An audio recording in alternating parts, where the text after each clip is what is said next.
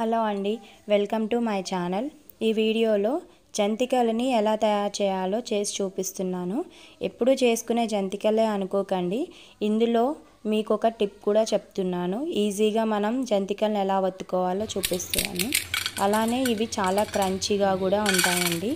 ఒకసారి మీరు కూడా ట్రై చేయండి.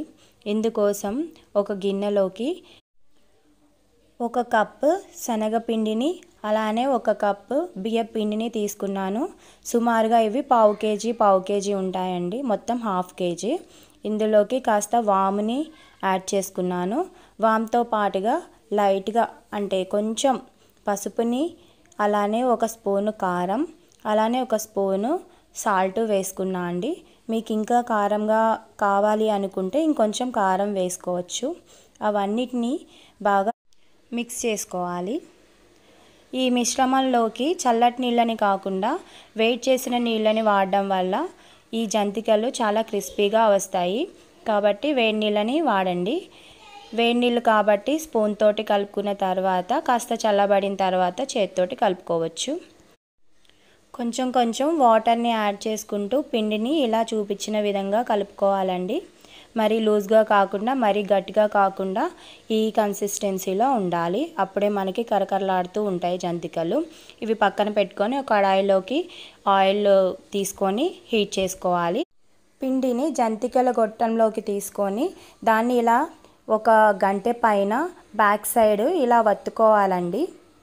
ఇలా వత్తుకొని ఆయిల్లోకి నిదానంగా వదిలిపెట్టుకోవాలి. ఇలా చేయడం వల్ల ఆయిల్ హీట్ అనేది మన చేతికి తాకకుండా ఉంటుంది.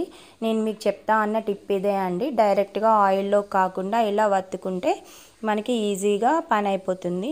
ఒకవేళ అలా కాదు అనుకుంటే మీరు డైరెక్ట్గా ఇలా ఆయిల్లోకి వత్తుకోవచ్చు జంతికల్ని. చూసారు కదా, ఇక్కడ నేను 2 విధాలుగా చిన్న సైజులో పెద్ద సైజులో కూడా తయారు చేసుకున్నాను. చూడండి, చాలా కలర్ఫుల్గా వచ్చాయి. మన పసుపు వాడడం వల్ల కలర్ అనేది చాలా బాగుంది.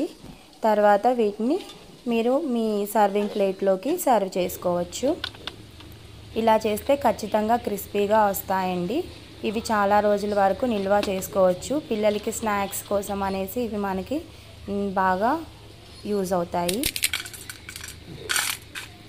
చూసారు కదా, చాలా క్రంచీగా కూడా ఉన్నాయి కదా. నచ్చితే సబ్స్క్రైబ్ చేయండి, అలానే లైక్ కూడా చేయండి.